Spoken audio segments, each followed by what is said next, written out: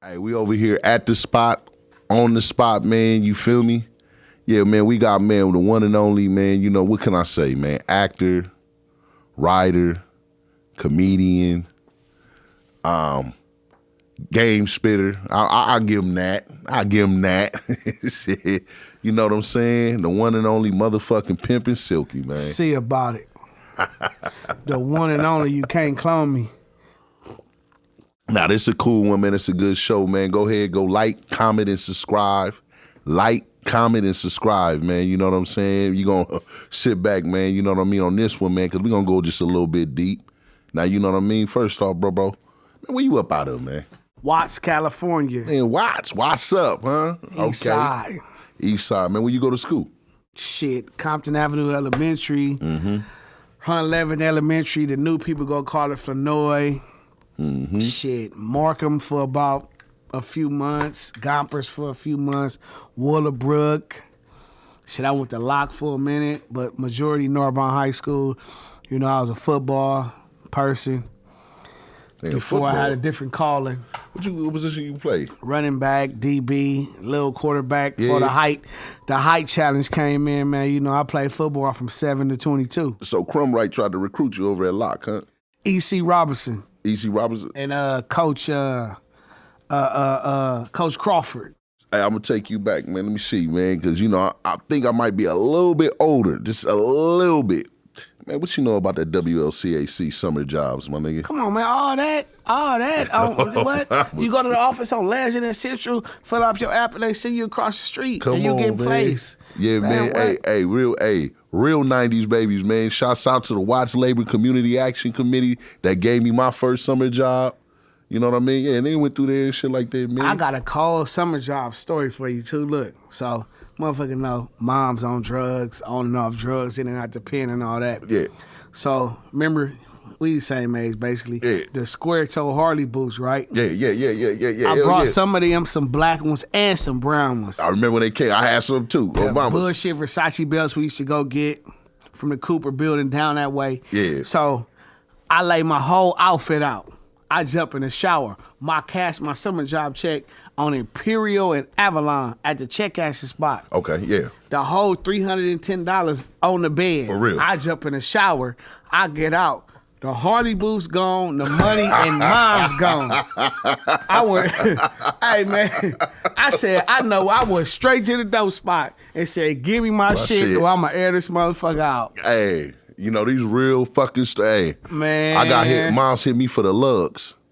Nigga, you remember when Lugs came out with the ones like the Timberlands? Yeah. Remember they came out the Timberland kind, like the burgundy-ish ones? Yeah. Man, hey man, this is some real nigga shit right here. I used to went to school, forgot to put the lock on my clothing, then came home, and I'm seeing smokers and everybody in my shit. Hey, you didn't put no oil soap on your shit. I used to take my motherfucking Timberland boots. I used to take my Harley boots on to Chambers on Central, right on nigga. Central. Mamas. And had them motherfuckers like patent leather.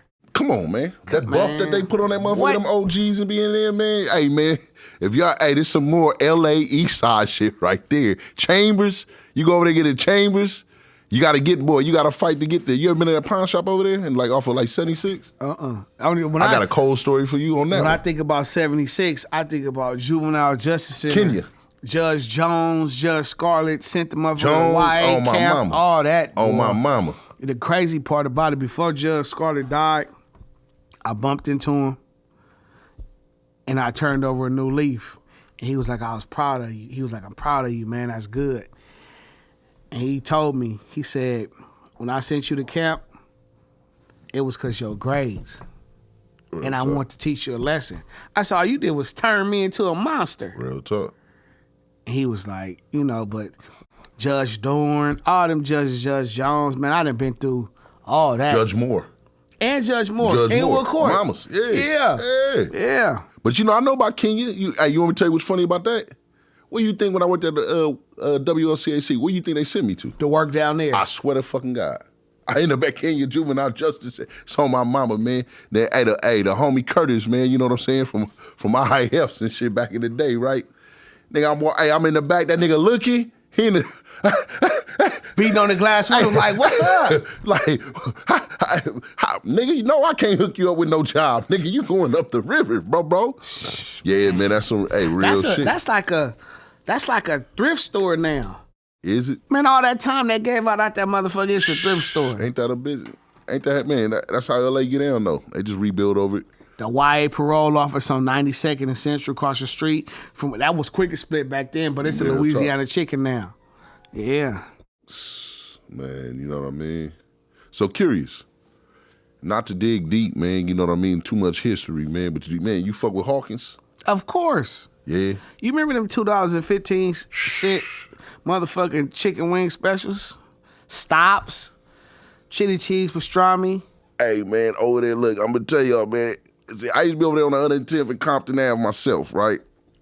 Hey, that's the only spot you can go on Imperial and Compton Ave and get 2 hot dogs for $1. Oh, the store. The store. On my mama. Chili cheese dog. Chili cheese, I swear to God, man. Hey, on my mama, man, you feel me? You remember across the street when I used to be a Kentucky Fried Chicken? Man, I ain't gonna I could go back deep to where on Imperial in Wilmington, it was a dentist's office upstairs and a doctor's office downstairs. Man, put like my grandma moved to Watts in 1936. 36? Yeah. So it's a little history, man. What grandma come up out of? She came from this is my mom's side. She came from Tennessee. Okay. She came from Tennessee and she came out here. And back then, and actually this is my great grandma. May Lou Caldwell. She come out here. Then our brother, back then they was traveling in packs. One sister or brother come, the rest of them come and they'll move on the same street or they'll move in different parts of the city. And get houses. You know, that's how you got different family members from different sets. Real talk. That uncle moved over here, that uncle, you know what I'm saying? Real talk. But she moved over there and I remember she used to tell me when I used to come home from elementary, like, I remember when this was all white people over here. And I'm like, how, grandma? This is the ghetto. Like, this shit is poverty. Real talk. She like, and so if you didn't been over there, you got family over there. If you go where the Central Swap Meet used to be, the lights in that neighborhood is different because that was like the rich part of Watts. And the Watts Police Department was on the 103rd. And all that. A lot of people don't know that Watts had their own police and in the 65 riots, that's when the LAPD took it over. Give us some more history, man. People don't know Central and motherfucking Broadway used to be primetime streets. That was primetime. That was our Harlem. Where you took your cars, where you took all that, where you took everything. And people be wondering, like, why the street on Broadway so wide? Motherfuckers was cruising right there. Real talk.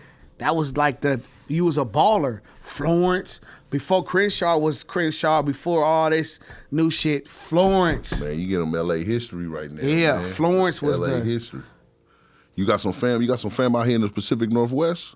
Oh man, I got, they call me Northwest Gotti sometimes. Look, my family member, my relative Adam Kennebrew, man, he left Locke, went to Beverly Hills one year, and came and played for Oregon. Okay. Late 90s, early 2000s. And my mom died in 2001, so I needed a break. By then, I'm like, man, I don't want to play sports no more. I'm basically all the way in the streets, full-fledged now. Yeah. I come up here to Eugene, Oregon, and I'm like, why are these white women on us like this? What is this? Like, the shit was like some Coming to America shit, bro. And I'm like, this the place to be. And I'm like, oh, moms die.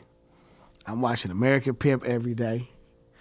I tell my baby mama, I got a different calling. She like, what? I say, yeah. I think I'm, Say, I'm selling weed to the pimps on the blade. And before I know it, one of the niggas I was selling weed to, he go to jail for not having no license, riding on spinners. Remember you used to be able to get like 5 phones from the cell phone spot, Sprint and all that? So I had the phones. He go to jail. I called the bitch phone. Hey, yeah, bitch, he told me to call you. Where you at? She like, I'm on Imperial Hawthorne Boulevard at the, whatever that hotel right there is. Yeah. I know what you talking about. I go get the bitch. My first hoe. Diamond, I'll never forget her. Man. I never forget her. I will never forget that bitch. So, I got a question. Did you take that same approach when you made your switch over going into the more of the entertainment industry? I was sitting in Corcoran, level 4 yard. Yeah, tell me and repeat that because you motherfuckers might not understand. I was sitting in Corcoran, California State Prison, Corcoran, on a level 4 yard, B yard, building 3, cell 123. Huh. Me and the homie from Haciendas. And around this time, that's when Mike Jones was hot. Mm-hmm. I'm doing 4 years. I'm like, man, when I get out, fuck it, I'm gonna try rapping. I can out-rap him easy. Yeah. So I made my mind up. I said, when I get home, I'm gonna turn all my wrongs rights, my negatives into positives. It can't hurt if I can, I gotta try. So I started doing it. When you first start doing something, people like, man, what the hell is this? What are you? Yeah. And then it's like, oh, your shit. naysayers. Oh, shit. Yeah. What the fuck going on? Like, oh, man. And it caught. And that's when I knew if I stay consistent, if you stay consistent to something, it's going to happen for you. You just got to stay down. Because if you look back at old Trina and Trick Daddy videos, you see Plies in them, you see Rick Ross, and people be thinking people just blow overnight.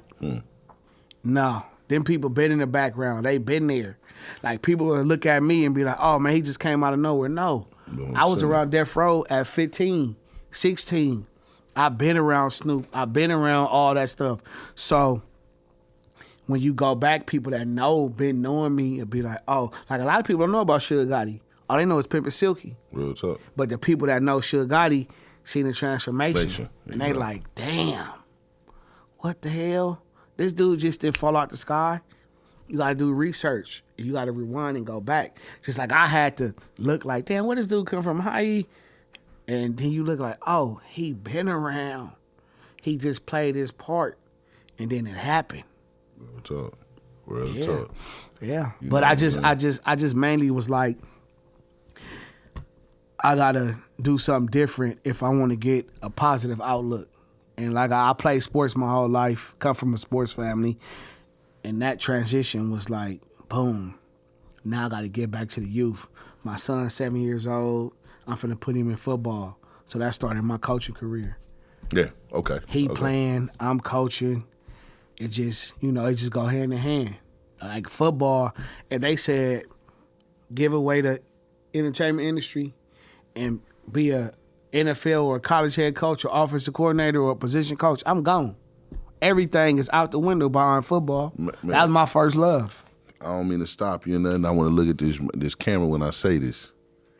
Diligently, every year, this brother is coaching your kids, raising your kids.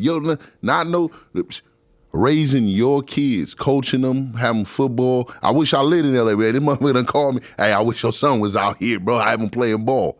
I'm going to be real with you. Every year, man. So you know what I'm saying? If nobody bless you, man, I want to bless you. St. Nick blessed me. The last 5 years consistently. And in June, the middle of June, he'll start hitting me like, man, what's up? What's up? What's up? What's up? Man, I know that time coming. Trying to get the SYFL in Seattle, linking up games, wanting his son to play, everything you could think of, he been trying to connect the dots.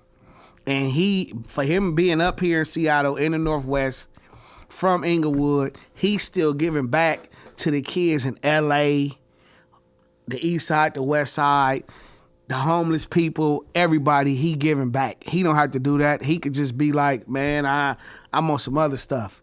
But he gives back. And I want to commend you on that. Nah, that's love, man. For sure. Real, man. For real, man.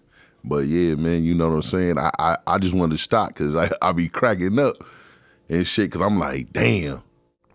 I got 5 or 6 plaques. I got to get them to you. I'm saying it live on air. I owe this man plaques 2017 that I got to get to him because he been every year. Hey, nah, I'm looking at the camera. This is why I brought this up. You niggas that be talking about y'all getting money in the club, throwing 100,000 to these strippers in the fucking club. You see, we got, man, bottle of, man, you feel me? I got receipts on y'all. Hey, I got the DMs. You square ass motherfucking niggas, man. You really getting it? Nigga, pull up on these coaches, pull up on these kids, man. Go sponsor, man, football, basketball. You know what I'm saying? Man, hey, Black Prince, man, reading, coding, because it's cats, it be brothers, I'm gonna be real with you, it be brothers, man, like this brother that take his time, does it faithfully. You know, I don't do the hard, I just call him, hey, yeah, man, I'm gonna go ahead and send that to you. And it's there. When the day he say, the time he say, it's love. there. It's love, man, but on the real, man, I give you that challenge, man. Y'all saying y'all getting, y'all, man, y'all, next time, man, for every $100 that you go blow in the strip club, put $100, man, towards the, man, you know what I'm saying, towards giving back, man. You know what I'm saying? Every you sponsor one kid. And I always tell them, I said, look, these dudes that's in the ghetto that I'm trying to detour from making the mistakes we made, them gonna be the little ones that's running up on you with that pipe trying to rob you. On your kid. Or you. Real talk. And they don't understand. And I say, look, man, they gonna remember you coming out there. Oh, he brought us some uniforms. You might be riding rag, Bentley, anything. Oh, that's OG that, yeah. That saved your fucking life, man. I done been places where kids walk up to me like, you don't remember me, coach? I'm like, you look familiar. Oh, I'm from such and such now, but you my coach, man. And I don't want to be disrespectful right now, so I'm going to pull my pants up and I'm going to go this way. And you can't save them all. And by the blessings of God, like all the kids I coached, a lot of them in the NFL now, doing other stuff, police officers, firemen, teachers, doctors, all kind of stuff. The ones that didn't make it, when they see me, they respectful. And they commend me on being there. Oh man, I remember you took us to our first NFL game, to our first college game. That shit, you know, that's sentimental. Man, listen. I remember you square ass niggas. Back to y'all just real quick. I remember when this brother had Mike Epps pull up just to meet the kids, man. And then do a drop for him. And I'm gonna be real with you. I just said, yeah, it's a funny story. When we do on the spot, at the spot, after dark, I'll tell you how I met. It's a funny fucking story. But right now, man, I just want to, man, give flowers to this brother, man, because, you know, man, he came on, I holler at him. He always showed me love. You know what I'm saying? He a real one. You know what I'm saying? Real factor, man, in these motherfucking industry. He a gatekeeper, but he a real one. If you come with him and you solid, he look out for you, man. He ain't on no funny shit. You know, niggas be funny. Bro, come on, man. Yeah. Tell one of these square ass stories. And like, on one of these square. I remember when I was not in the position I'm in now, looking at somebody that's in the position I'm in now, like, nigga, you a buster. Niggas used to take your shoes, your chain, like, then ran trains on your girlfriends and all that. Stop the homies from putting you on the hood, all kind of stuff like that. And they getting in positions and turning to Uncle Toms. Me, I feel like I'm the bridge between the streets and the industry. Real talk. Because when you got love for both, and I'ma always be like, man, the door cracked. Go. Real talk. Go. Real talk. Go. Hey, to the industry dudes, I need you to do this. This dude need this. Real talk. Remember when we was like that? Real talk. Help him. Like, let's help him. This, like, and it's a lot of people that ask me for help, and if I don't feel you ready and you not prepared, I'm gonna be like, you gotta wait. Like, just, you not ready yet. And I remember when Big Y told me, I'm like, nigga, I got money, I got everything these niggas on TV got. He like, you not ready. And I didn't understand it. But when I was ready, and I shot through that motherfucking door, and there wasn't no turning back. Real talk. Like, Snoop called me and was like, hey, get ready. And I was like, damn, for real? And that shit just like, I was like, holy shit. Like, we was in Vegas. Real talk. I'm fresh out the penitentiary. That's what we was going to. I'm fresh out the penitentiary. We on the strip. And a motherfucker walk up to me and like, man, can I take a picture with you? Ian looking like, man, what the hell? Like, that shit was the craziest, like, man. Ooh, wee. But man, we gonna say that for after dark. Because I want to tell my story about Bellingham, Washington. What? I didn't want all the way to Bellingham, Washington to the Wild Buffalo. But we gonna say that for the after dark. Man, we shit. gonna have to say it for the after dark. Man, go like, comment, subscribe. You know what I mean, man? Once again, we got the man, good old Pimpin Silky in this motherfucker, man.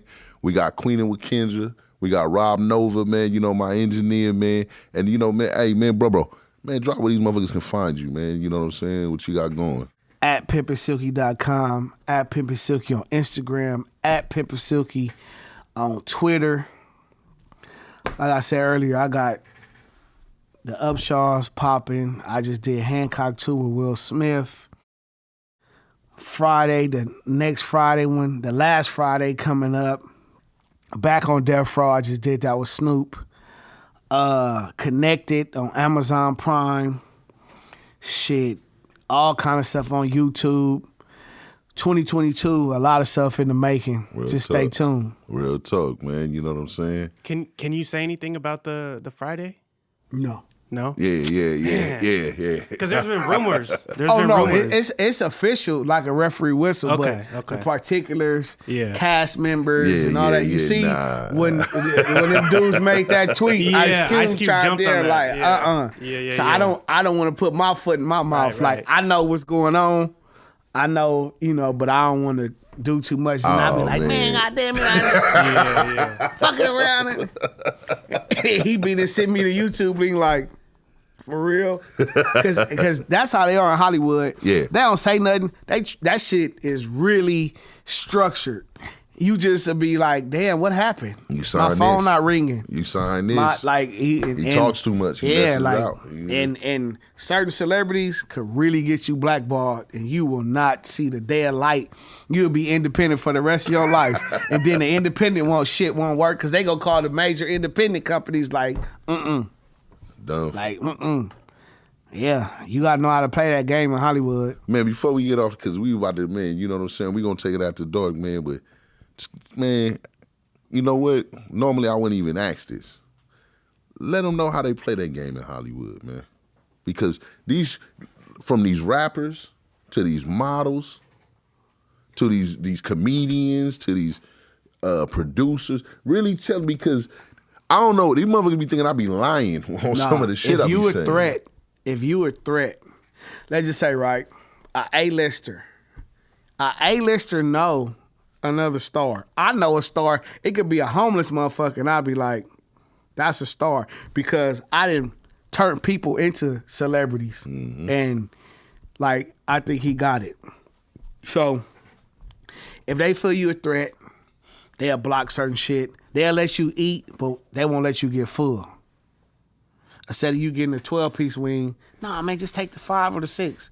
So, and they feel that pressure. Talent recognize talent. And they gonna be like, hell no. So if you get your chance to blow, you better go, because they gonna motherfucking pull the rug from up under you. Man, real. And I'm speaking from experience. Like, wait a minute, how did I just do that? And I didn't get to the next level. And then honestly, I'm gonna use my song with Snoop, made it to the radio, video. I thought it was a game changer. And I realized something. When you get big celebrities on songs and productions, you spend more money trying to reach their audience, especially if they not go push it like you go push it. And I tell dudes all the time, they be like, oh, sign me. I need to, like when Snoop started to back on Death Row, I let him sign me. I said, bro, you got the internet. I said, all the biggest shit that had happened in the last 12 years, fucking nobody big was behind it. I said, keep grinding, keep pushing your shit. If it's hot enough, they gonna come to you. Mm-hmm. Cause now you could just put this shit on iTunes, and if 5 people like your shit, they go tell 2-3 people each, and it's just gonna grow. Them 2-3 people go grow, and it's gonna grow. Before you know it, you got 500 fans. 500 fans is 2,000 fans, because they all go tell a friend. 2,000 fans is 5,000 fans. And if you got 1,000 people come see you perform every time, look at Tech Nine. He ain't never had a major record deal. Stay paid. He come sell out that fucking, what's that, the Safe Code, whatever that is. Key Arena, whatever. He sell that motherfucker out in 2 hours. It's about the grind. It's about the grind. E40 ain't on no major. He come sell that motherfucker out. Man, he go on the thing, man. You know what I'm saying? I mean, man, this is an independent grunt. Well, you know what? Shit. I'm like, man, we gonna get to after, but man, so man, independent. What would you suggest? Artists right now. Here we got an artist. Let's say he doing maybe 20,000 views on YouTube, because good number. What would you say would be the formula? Stay consistent. Keep feeding your core audience. If you got 20,000 people that's looking at your videos, that means, let's just say 10%, 2,000 of them is your cult following. Keep feeding that 2,000. Because those 2,000 people will fucking feed you for the rest of your life. Ice Cube, Snoop, Game, Mac 10, Sugar Free, Too Short, E40. Just a West Coast artist. Let me say West Coast artist, because we're on the West Coast. You keep feeding them people, you could just tour from San Diego all the way to the top of the border in Canada, and you'll be on tour for 2 months, hitting them cities. Then you might dab over into Arizona, New Mexico, Vegas, you know what I'm saying? Utah, and just you keep feeding them people, and it's just gonna spill over, because a lot of artists will be hot as hell over here, and we'll be in St. Louis. They'll be like, "Who's that?" If every rapper from LA that got on fire blew up to a superstar, literally, only one. Nip was like right on the goal line, and he died, and then he blew up but he had been on the grind for fucking 10, 12, 13 years, and people didn't see it. And when he used to say stuff, people would be like, man, he tripping. That nigga saw it, and he knew what he was talking about, and he believed in it, and that shit flourished. He saw it flourish before he died. That's the crazy part. It really happened. When you see somebody telling you something, you be like, man, prime example, Roddy Ricch and Bird. Bird like, man, I got an artist, this is that and the other, man. I'm like, man, 10 Grammys later. You like, what the fuck? Like, are you? Hey, they wouldn't understand the stories. Like, man, I'm talking about literally. I'm like, hell no. Did that just happen right here in front of me? Hey, listen. This, and you know what? You know this and I know this. One thing about LA, the motherfucker sitting right next to you could be the nigga next week and shit. And you not even, and the motherfucker come to you and knock on your shoulder and tell you, hey, let me do it with you. And you be, whatever. And you just see, like, oh my God. Hey, I didn't literally in a 3 month span, the opening act, switch, the headliner, and then the headliner was the opening act. You like, what the fuck happened? Like, I done had Snoop that brought me out at the Great Western Forum, 25,000 people. Nigga can't take them accolades back. You know what I'm saying? Real talk. And for the icon like that to bring you out and stamp you, it's like, oh, I'm on to something. You got to take, when you get the ball, you got to go. Got to run. Because a lot of people get the ball, they're like, what to do? Run that way. You know what I'm saying? Yeah. And then it goes back to when people feel you a threat. Like, I ain't even gonna say no names. A A-list celebrity say, oh man, you ain't dusty enough. You don't need nothing. You ain't want for nothing. Because I'm pulling up and shit that's better than theirs. I'm living better than them. But they taking 100 pictures a day. And that's when I learned, like, damn, Hollywood is a smoking mirror. What all look good ain't good. Real talk. That's facts. Maybe it's Maybelline. Yeah. Oh, mamas and shit, man. Nah, I'm loving it, man, because we chopping this good game, man. You feel me? That these motherfuckers don't know, and that a lot of people don't get to really pick your brain too much, man. You know what I'm saying? Very, very intelligent brother, man. Very, very intelligent brother, man. You know what I mean? For real, for real. And you know what I'm saying? So you know, man, you ain't hit the bell. Man, that's that club shit. You know, that's that spark. There's bottles and bottle girls. And Oh man, all you know that what I'm shit, saying? man. I don't. You know, So man, hey, I got a quick question though.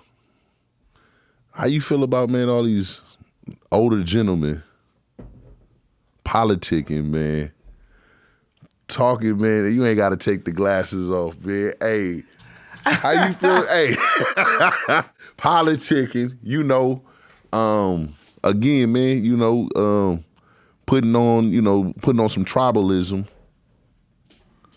when it's not even all that, instead of rather looking at it from an opinion.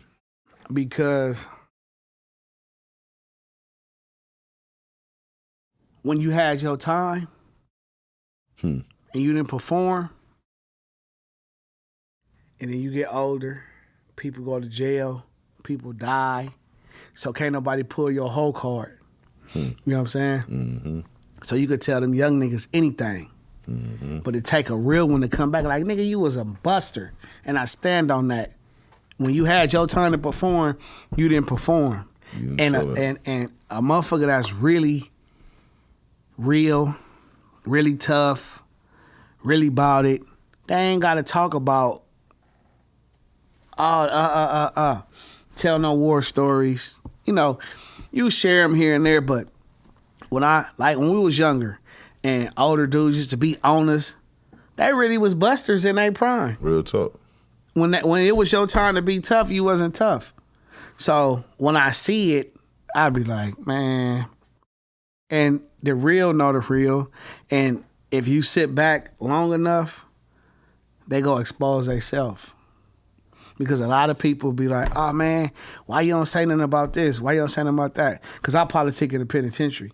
I'm not gonna politic on the streets. If I want to be a politician, I ought to run for the fucking mayor or something, or try to be a councilman. I don't give a fuck about that. Long as it don't cross my path or get within reach distance, I don't give a fuck. Because they know who to target, they know who to say shit about, and who to say something to. And that's how they run their program. And we ain't gotta say no names because the people gonna be able to pick up on what we talking about. Real talk. But it's just like that kind of shit, man. When dudes had a chance to be that man, a lot of them wasn't that man. The performance, man. The performance was not right. Was it accurate? Because if you anywhere from 38 to 52, and I ain't never heard about you beat nobody up in the county, on the streets, fucking airing nothing out, I'd be like, what are you doing right now? Why? You 50 years old and now you tough? You 45 and you tough? You're 40 and you tough?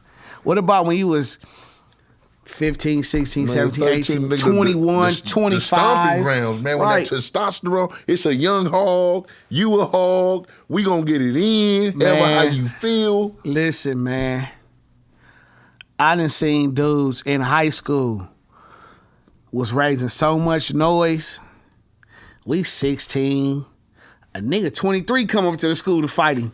Cause he didn't ran through everything in his generation. We about to go get somebody older than you. You know what I'm saying? And then the ones that ran through them, then it's like, oh shit.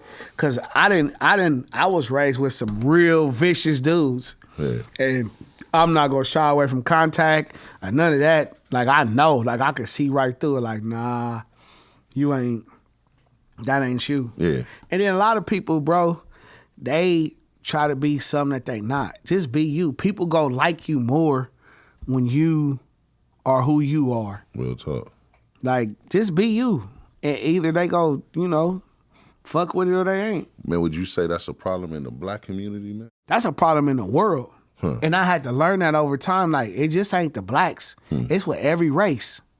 Every race. If you go in the club right now in Hollywood, you gonna see every nationality in there.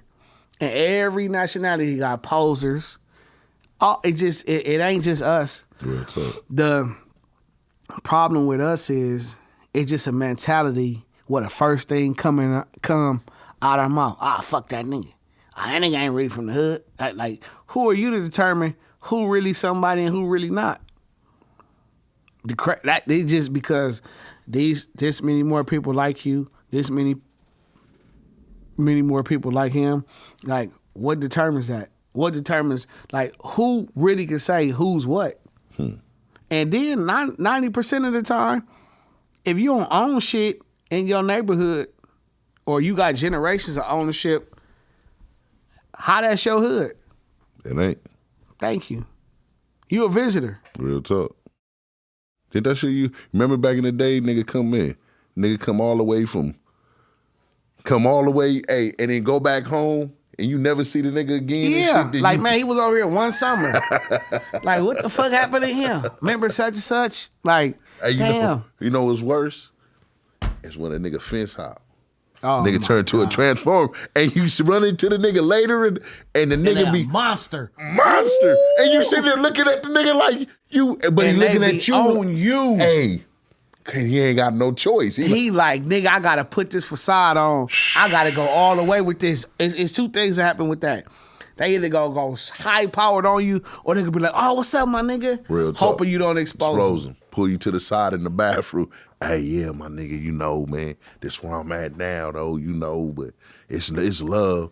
Like, if you a rider, the crazy part about it, if you a rider, they not gonna talk about that. They gonna be like, I'm cool, my nigga. Fuck that. Leave that nigga alone. Hey, look, that's when you know you dealing with some shit. You get on the phone like, hey, man, you know such and such? Yeah, why, what's up? Hey, man, you might not. You might want to just let that go, my nigga, because he coming. Oh, fuck, man. But you know what happened, huh? Niggas don't do them call-ins no more. Real ones do. But man, these youngsters, that's why the youngsters get knocked down. That's why they get knocked down the way they is. They don't do no call-ins. They don't do no check-ins. They just go. And then they get on that yard and like, damn, why my homies tripping on me? Nigga, you just killed their childhood friend. Real talk. For nothing. Don't know it. For nothing. For nothing at all. You like, damn, what happened? What the hell happened? Man, why? You fucked up. And trouble is easy to get into and hard to get out. Real talk. Them girls that love you, post you, y'all taking pictures, all that. Soon as she go to court and hear anything over a year, she's out of there. Flintstone. Y'all homies that you so-called, oh, nigga, they're not going to be sending you no money. They're not going to be doing shit. They're going to be trying to fuck your girl, your baby mama, whoever. Look at your kids dirty and kicking your kids fork. But your family is going to be the ones doing that time with you. Everybody putting in $25 so you can get a package and all that. But it really wake you up when you in that motherfucker with them hunger pains. When that store list come, you're like, damn, I only got $4. I can't even get a case of soup. That's going to be the eye-opener. You done washed yours away for the homies, for this, for that. You like, damn. Motherfuckers, call your homies. Man, there's a lot of, hey, if y'all not, man, go like, comment, subscribe. Man, we at the spot on the spot, man. We got Pimpin Silky. We down there with some, hey, I had to, because I had to think about it for a minute, like, you know what, bro got too much game. Give y'all a little more game and shit, man. Hey, we got a segment, right? It's called, man, Your Big Homie. And what this segment is, man, you feel me? You tell them, man, something, man, these youngsters would never know that motherfucking niggas used to do, that we would sit back and be cracking the fuck up. And shit, man. So we call that shit, hey, let me think. Every time I always change it up, man. But you want me to give you an example? Okay, look, check it out. This is one example that your big homie used to wear biker shorts in the 80s, man, back in 87, 88. Oh, wow. With a curl and a Suzuki Samurai, man. riding. So you saying like you speaking like if I'm speaking to my little homies, if you talking to either, are you talking to or a big homie? Just it can be about a big homie that nobody that you only, but all it is just something that's shocking. It's sort of like all right, I'll give you another one, man. Hey, your big homie right before they used to squab, man. Them niggas used to pop lock and shit, man. Whoever one lost the pop locking and shit was the nigga that took off first. Look, a lot of y'all big homies started gang wars over a bitch. For one. Real For talk. one. Real talk. For one. If a lot of people found out why hoods beef, they'd be like, damn, it started over a fight and he got beat up, or it started over a female, they'll be like, what? Like, I hate these dudes. I'm whacking these dudes out. I got their hood tattooed on me, whacked out, all behind a female. All behind a bitch. Y'all big homies. Y'all big homies started smoking in the late 80s, early 90s, and be like, oh, man, somebody want to get something around the corner. Give them a little sample so they can see what it's like. You remember that closet smoking shit? Nigga, you'd have been out there with a pocket full of rocks on Woolworth, and the big homie pull up, he still on swallow a little bit, and he closet smoking, don't nobody know, and you like, man, something ain't right. He don't never come back and buy nothing. Man. My daddy, nigga, I sold my daddy a quarter piece before. The coldest shit ever. I wouldn't sell no drugs to my mama, but I sold my daddy a quarter piece before. That was the gangster shit ever. And I was in the county with my daddy. Yeah. That's They crazy. like, Ray, which one? Swear to God, man. Pops eating up all the stove. All the stuff. Oh, man, I go to court and Peanut come back butter with- like, God damn, man. I'm just like, man, your daddy done ate a hole in your bag. You can't say nothing, it's your daddy. Then they like, how he ended up with me on the same floor as me. They like, man, Pops don't want to do nothing. He about to start a riot. Man, move him over here. Man, sit down right here, man. Just kick back.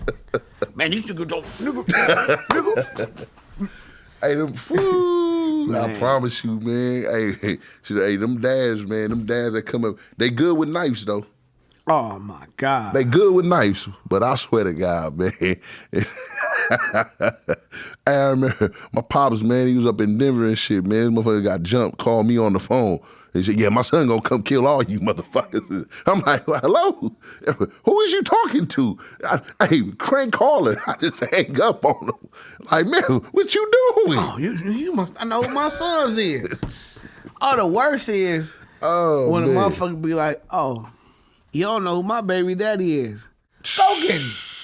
I want to find out. And then, if you really one of them dudes, oh, no. Or, oh, this who you call? Watch this. And then she find out you're a buster. Say, Yeah. man, hey, that's the worst. Hey, man, in fact, man, it's like saying, man, you know what I mean? Imagine being a pimp, man, and the whole see you get beat up.